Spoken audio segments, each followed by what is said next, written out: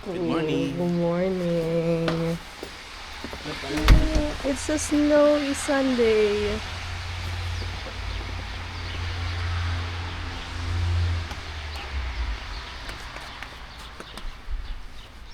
Medyo mataas yung snow, guys. Oh, puting-puti.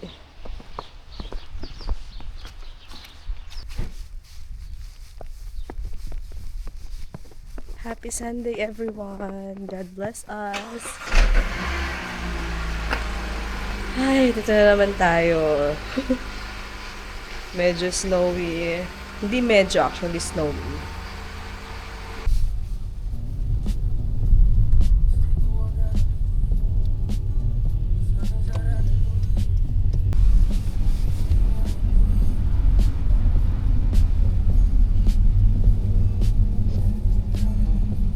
So today, ang aga nating gumising kasi meron lang tayong pupuntahan, meron lang tayong appointment ni Love. Magpapacheck lang tayo ng ating health. Si Love pala. Ayan. Kahit Sunday, may mga clinic na open naman. So, pupunta lang muna tayo doon. Kaya tayo maaga today. Tapos, after that, kung matapos tayo ng maaga, may time pa tayo makapag-church and mag-grocery. So, yun lang naman yung errands natin today. And as you can notice, guys, yung boses ko medyo okay na. Nakakapagsalita na tayo ng dire-diretso ng hindi husky ng ating boses. Kaya, ganito talaga kapag tapos ng fall. Flu season talaga dito sa Canada. So, tinanong pala ako nung nag-family doctor lab na gusto ko magpa-flu shot, hindi ko lang kinuha. Ito mo kinuha, dapat pumayag ka. Kaya, Yeah, dito kasi kapag flu season, yung mga, kung meron kang sariling mong family doctor, which is good, kasi pwede kang magpa-flu shot, though kahit namang wala kang family doctor, kahit magpunta ka lang sa mga walk-in clinic, tapos magpa-flu shot ka, pwede naman. Libre lang yun dito sa Canada. Kaya as much as possible, kailangan nating agapan, magpalakas. Though hindi naman may iiwasan kasi tao lang naman tayo. Ganda na guys. Puting-puti na. Everything is covered in snow. At ngayon lang din namin nailabas si Autumn ng snow. Okay naman yung daan. masyadong ano yun dyan. Ano, Love? Stiff. Tatakpan ng snow yung mga linya. So, So, ang doble ingat. Titigan mo yung mga linya na yun. Tatakpan ng snow. bagal lang tayo. Alam naman yan ng mga drivers. Matik naman yun kapag shit. Grabe oh. Puting-puti. Yun. Kinain na ng snow. Kailangan natin defrost na flu.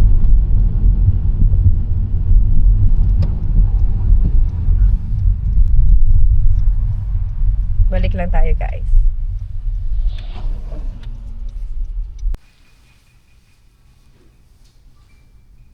Wait lang.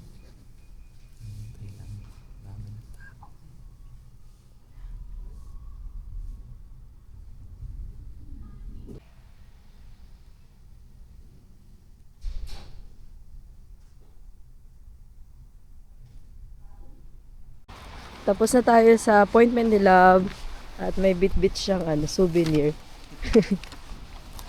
Inunan ako na go. Pero babalik pa tayo.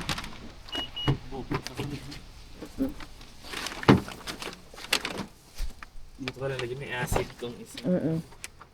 Okay. So, medyo maaga pa. 8 o'clock pa lang ata. Breakfast lang tayo, tapos makakapag-church pa tayo, guys. Medyo natunaw na yung mga snow. Konti. Hindi naman agad-agad. Okay, so balik lang tayo ulit. See you guys. Nandito tayo sa Wilson. Kain lang muna tayo. Open na yung kabalin. Diyan tayo kakain.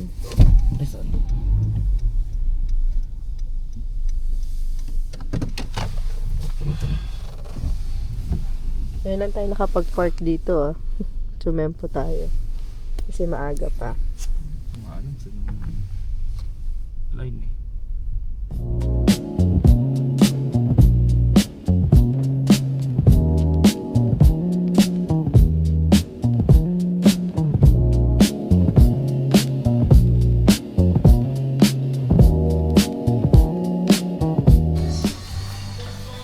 Kami yung unang-unang kumain.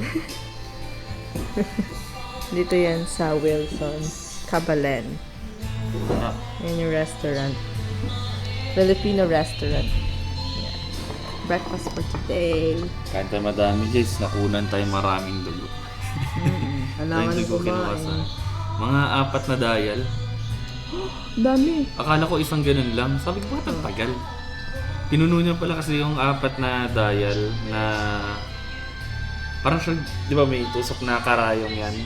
Tapos may mga maliliit siya na plastic tube na nalalaglag sa 4 na dial. So, yun. Yun, dami nakuha sa akin dugo. Kumusta experience mo? Okay naman. Pangalawa mo na to, diba? Na kinuha ng handog. Free. Libre lang yan. Covered yan. Covered by OHIP. Sarap. Guys, breakfast, guys, tapa. Magkano? $27. Ganun. Ano na yun guys, combo, 2 ulam. Bopis at saka tapa. Tapa yan kasi yan, adobo. Tapos ito, fried rice Extra na large. large. Extra large? Ay, large lang. Large size na fried rice. Tapos 2 eggs. Sarap dito sa Cabalem. Ito yung go-to namin kapag hindi kami nagluto. Kabalin pala guys, is ano, turo-turo. Parang karinderya style lang. Pero masarap. Kaya pag namimiss mo yung mga Filipino food, punta ka lang dito. Lagi nga napunta si ano dito, Kuya Jobert. Oo. Si Kuya Jobert. Si Malupiton pumunta na rin. Tsaka maganda pa yung ambience dito. Tignan mo, may mga parol na. Christmas. Christmas lights. So tayo kumain, si Utol matapang, walang hoodie, walang bonnet. Iba ka, Utol. Basa muna yung bato. Yan. Be proud and loud. So, punta tayo yung Tim Hortons mag-coffee saglit.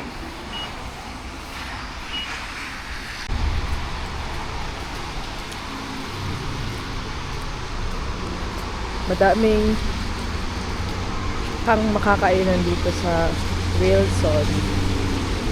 Madami ding Pinoy. Sa Tim Hortons.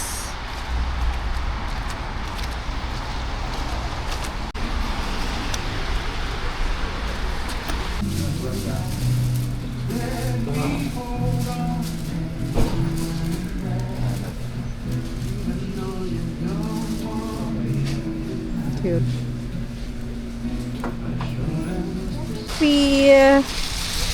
Before we start our day, actually already like started our day.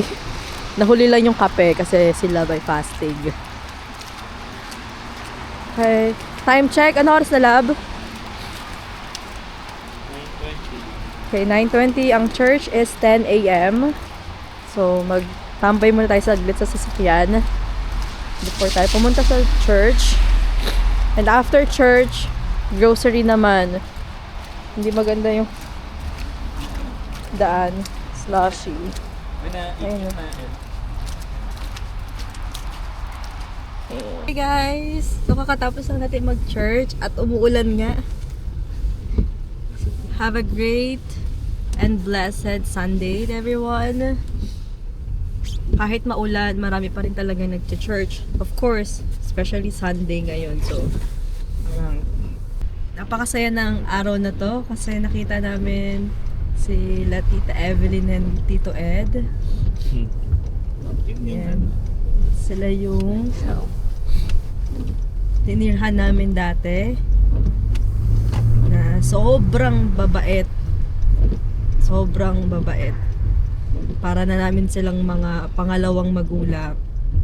And we're just happy na nagkita kami ngayon. Kasi hindi kami minsan nagkakasabay ng church. Though malapit lang naman yung bahay namin sa lugar nila. Pero of course, di ba? Busy din. Pasok sila yung weekend. May pasok din sila pag weekend. Kaya hindi nagkakasabay minsan. It's been a while, no? So ngayon papunta tayo sa... Ikaw na saan tayo pupunta? Sa B-Trust grocery store. Isa sa Asian store. Bili lang tayo ng karne para meron tayong stock ng karne. Kasi pag doon kami nag-grocery, nakakatipid talaga kami. Yung $100 na yon, aabot na ng 3 linggo sa amin na. So, ingat tayo guys. Punta lang muna tayo doon.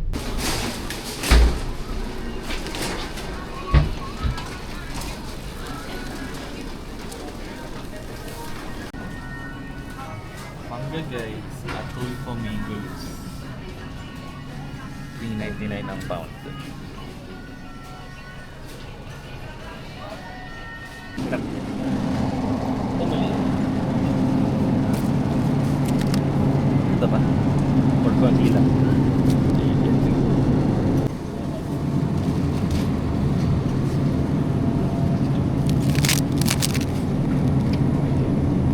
Please. Medyo mahal lang siya. Sa pag nagluto tayo niya.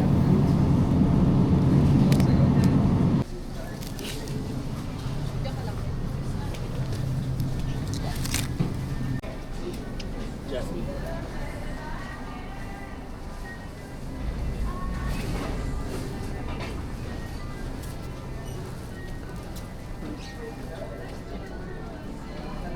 Ito yung mahal. Ilang kilo yan? Talaga. 1.4. Ah, yan yan. 21. Yung maliit. What? Ano? Ito 400 Ito lang. grams. Pwede na. Pwede na ito. Parang may mainom lang ako. Di na ako nagkakaroon.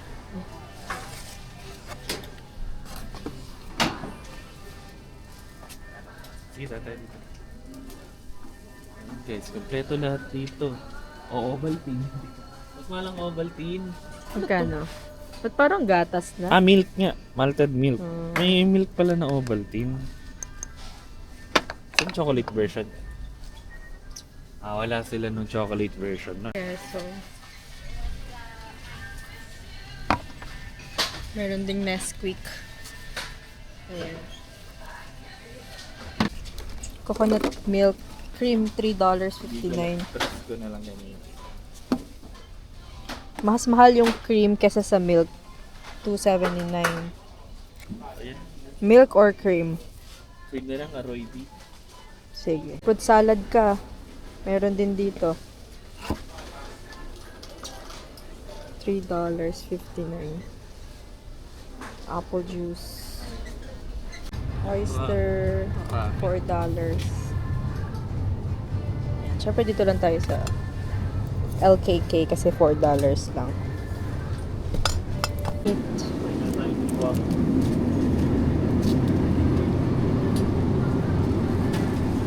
Ito guys, favorite ko to. Pang fried rice. Kuha tayo isa. And section. Kumuha tayo na dalawa niya. Ay, isang chicken wings tsaka isang drumstick.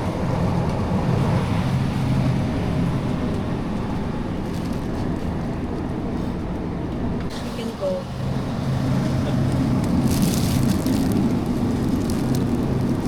$1.50 lang to. Ano yan? Chicken bone. Walang warak-warak. So, may tayo na rin. Ito pinakita ko 9. Ito 11. 11, 10. Ito okay ata. Bakit? Ito. 10. Ito okay ito. Dalawa rin to. Di ba parang sobrang?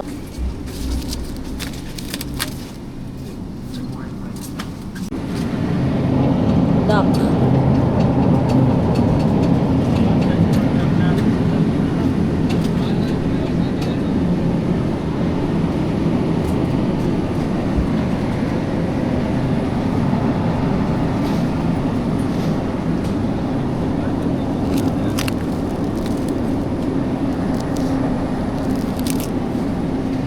Pwede na. Kahapon din ang November 30 dyan. Wala pang bagong display. Regular ground beef. One Pang pack. Shanghai.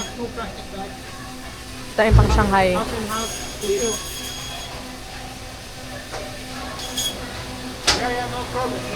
Hanap tayo ng pang munggo. Maliit lang niya, munggo.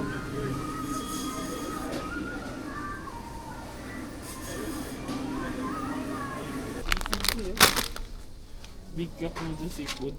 Bilaw na ito. Ano yan? Missing. Japan ba yan?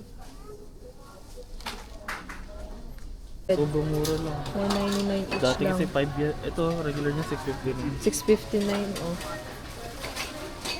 Kailan expiration? Baka bukas. Yolo. Ano tayong isa, no? Ano sa Asia? Labo, kubi alaya. Purple yam spread. Pang salad. Salad na.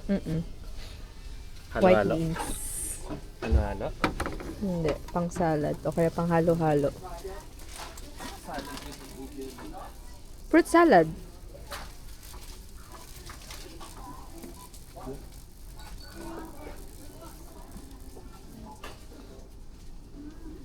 Ito din, meron ding Ito siguro. sardines. Marami ding mga sauce like this one. Barbecue sauce. May mga chili sauce din. Chili garlic. $6, medyo mahal. Walang pula yung mansanas.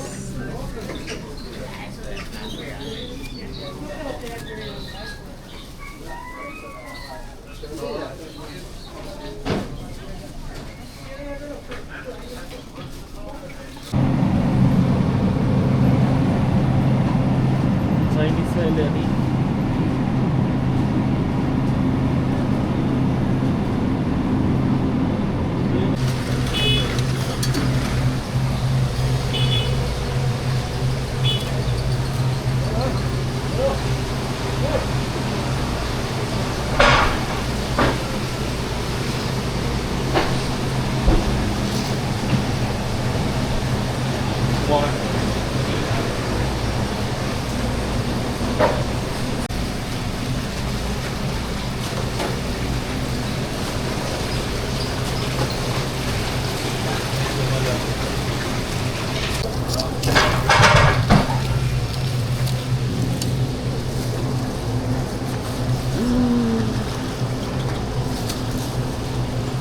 Kuha tayo shrimp.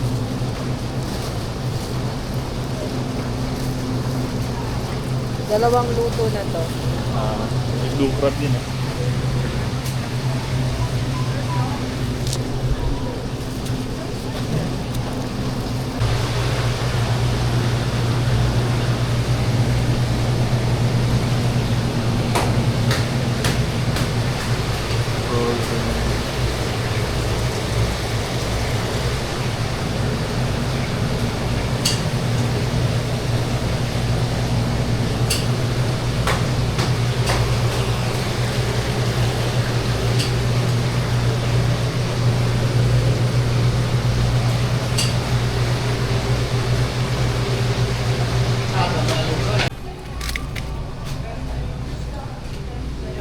Kala mo kung hindi masarap.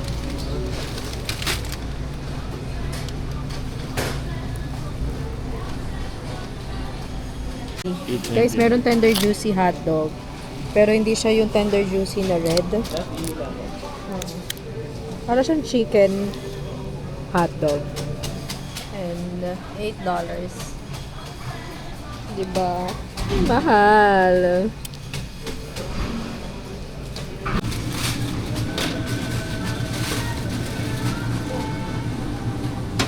Ika natin yung hotdog. Bibilin daw.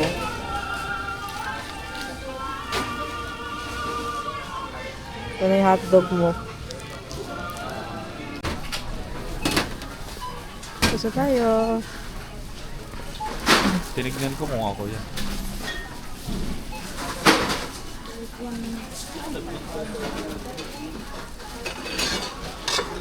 Kawalo, $17. Ito donations. Charis.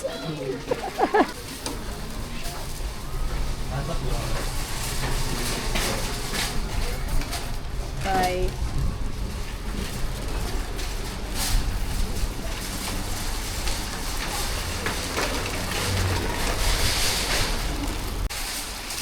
Litres. Balik yung cart para makuha natin yung $1 yung pera natin. Pari lang natin tong cart.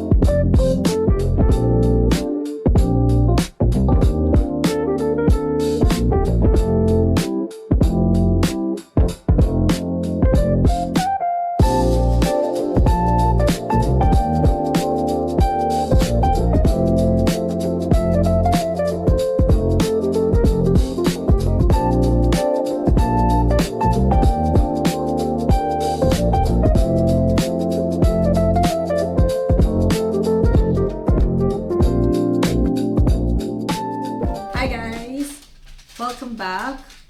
So, nandito na tayo sa bahay. Kakauwi lang natin. Ang dami natin pinuntahan ngayong araw na to. First, we went to JR's appointment sa kanyang blood work na super aga na appointment. 8 a.m. ata yung appointment dun sa clinic. And after that, we went straight to church. After church, ayun, nag-grocery tayo. And ito na yung mga napamili natin sa ating grocery. Usually, nag-grocery kami doon sa Beatrice, hindi every week. Parang mga every third of the month. Kasi naglalast yung mga pinamili namin, mga 3 weeks din, which is tipid. Hindi naman kami yung nag-hoard talaga ng maraming pagkain. Yung mga importante lang, like yung meat, kasi mahirap, hindi naman mahirap, though marami namang supermarket dito sa lugar namin. Pero mas pinipili namin mag-grocery sa Asian supermarket kasi mas mura, mas nakakatipid kami. And yung nagastos natin sa ating grocery for today is $188. So, after tax na yun. O dami to. Ilan yung mga karne, may gulay, konting gulay. Tapos, meron pa dito sa bag na to. And may shrimp, isda, karne. O diba nakabili pa nga tayo ng tender juicy? Yung tender juicy dito is mahal. $7 ata to, itong tender juicy. Ganito lang siya kalaki. Yan. Tsaka hindi ito yung usual tender juicy na meron tayo katulad sa Pilipinas na ma-red. Yung kulay red, yung hotdog talaga. Ito parang chicken hotdog. Yan. So, after natin grocery, pagdating dito sa bahay, ang ginagawa ko is nililinis ko lahat ng karne bago ilagay sa freezer. And nilalagay ko sila sa ziplock. Nilalagyan ko ng date para at least alam natin kung kailan natin binili yung karne. So, yun yung gagawin ko ngayon. Isa-segregate ko sila. Yan, lilinisan muna natin bago natin ilagay sa freezer. So, yun lang. So, ito din pala yung mga kasama sa grocery natin. Yan, chicharon. Paborito ni Love. Yung mga instant noodles. Bihira lang naman kami mag-noodles. As much as possible, iwasan natin mag-noodles. Pero yan, minsan lang. Kapag wala na talaga kaming maisip lutuin, minsan nananawa ka rin sa karne. So, yung Milo pala dito sa Canada is iba sa Milo natin sa Pilipinas na chocolatey siya. Ito para siyang chocolate milk na Milo. So, iba pa din yung Milo natin sa Pilipinas. Yun yung gusto ko. Pero ito minsan, parang pag gusto mo na ng chocolate drink, at least pwede na tong Milo na to. Kasi yung Milo sa Pilipinas, pwede mo pang ulamin eh. Ito hindi eh. Mamilky siya. Yun lang. Tapos, ito pala, itong Lady's Choice. Itong tuna spread. Ang price nito usually is $6 or $7. Pero naka-sale siya kanina as in. $1 na lang tong tuna spread. Chine-check ko yung expiration pero hindi ko siya makita. Pero okay na, $1, di ba? Super sale. Let's see. Ito pala yung resibo natin. Tananan. Check natin kung magkano yung tuna spread. Ayun o. Lady's Choice tuna spread is $1.99. Diba? From $7 to $1.99. San ka pa? So, back to business. Ayusin na natin yung mga pinamili natin bago natin ilagay sa freezer. Okay. So, unahin natin tong chicken. So, dalawang klase ng chicken yung binili namin. Ito is yung wing part. And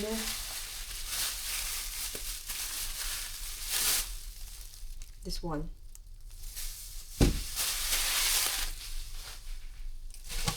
Actually, ang dami nyo. Ang dami nito. Siguro, paghahaluin ko siya para dalawang part ng chicken yung sa ulam natin.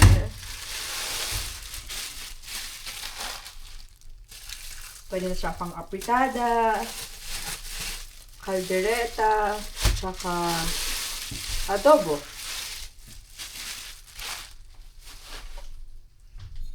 Gasin lang natin.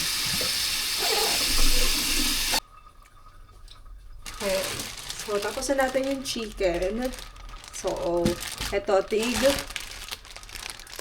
9 part ng chicken to. So, dalawang ziplock. And isang small ziplock. Ito usually pang ano namin to, pang fried chicken. Tapos ito, dalawang ziplock. Magkaibang putahe. And then, kapag nagluluto kami ng ulam, usually 2 days namin siyang nakakain. Ang ginagawa lang namin is kakainin namin siya today. Tapos, tomorrow, kakainin namin siya ulit. Pero may ibang another ulam. Like, nagpa-fried na lang kami ng egg. Para iba naman, konti. Yan. So, alternate. Ganun. Tapos, ito naman yung baka. Beef flank boneless. Ang ulam neto or ang luto neto is pares. Yan. Gumagawa sa loob ng beef pares. Diba? Yung mga pagkain na namimiss mo sa Pilipinas.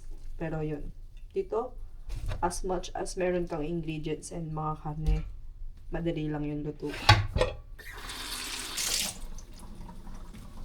Okay, so ito naman yung pork neck bones. Price niya, nasa $5 lang to. Ito naman is pang sahog.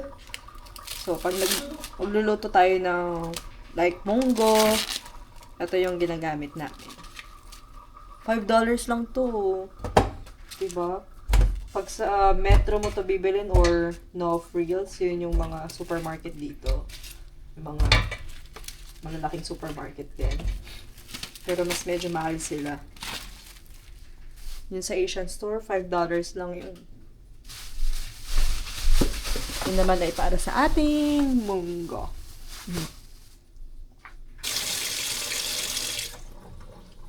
Okay, next is ang ating pork belly. So, dalawang pork belly yung binili namin. Pang magkaibang luto, magkaibang ulam. Bakit dalawa yung binili namin? Kasi, yun lang, mahal. Medyo mahal yung pork sa Metro and No Frills. Yun yung malapit na grocery sa amin. Supermarket. Kaya, dalawa na yung binili namin para at least kung ano man yung maisipang lutuin, at least meron na tayo. Usually, yung nag-range yung price nito sa Metro, I believe, mga $14. Diba? Makakasave ka kapag meron ka na nito. Is, gulay na lang yung bibilhin mo. And yun din pala, yung gulay dito is mahal din. And maramihan. Kaya hindi rin ako masyadong bumibili ng gulay sa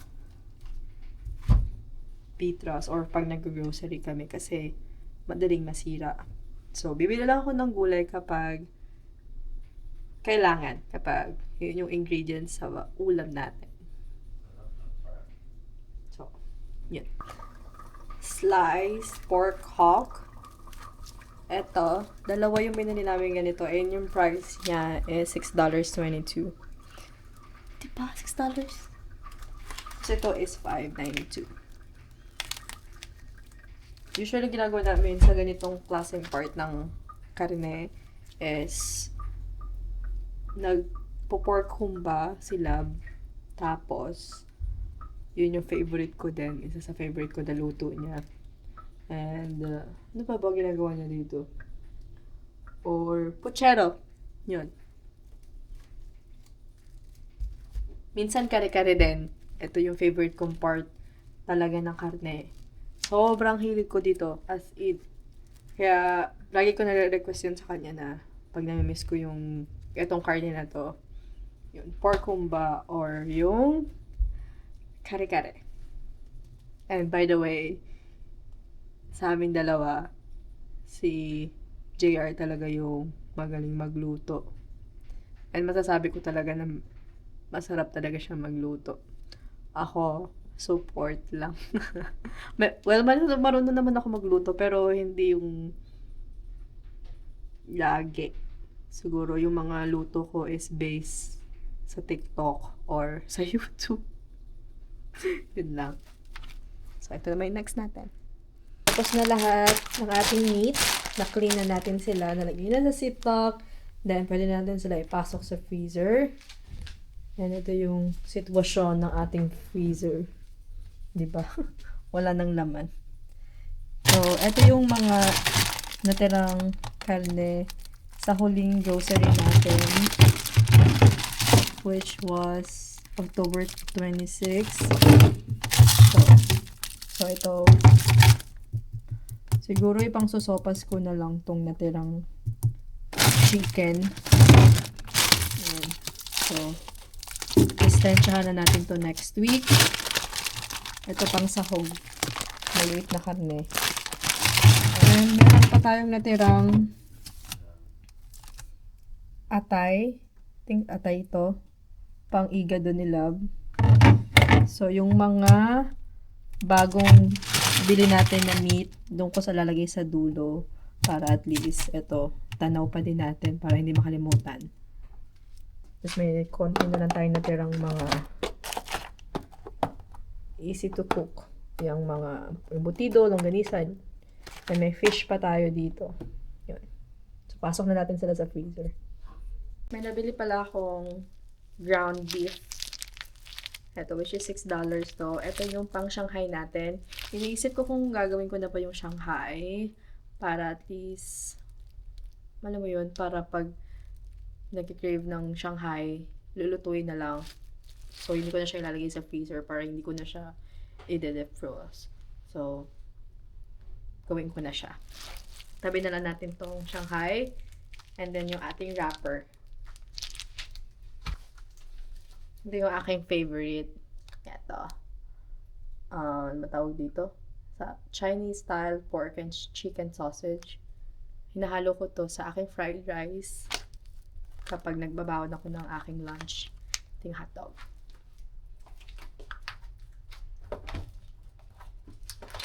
Okay na ang ating meat. Kompleto na ulit tayo. Meron na tayong stock ng ating pang-ulam.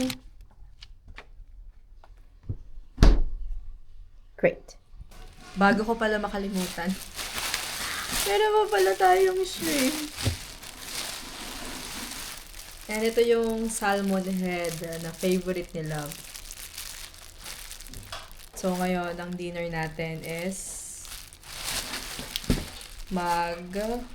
buttered shrimp na lang tayo. So, nakalimutan nating bumili ng pang sinigang. Dapat sinigang sa salmon yung ating dinner.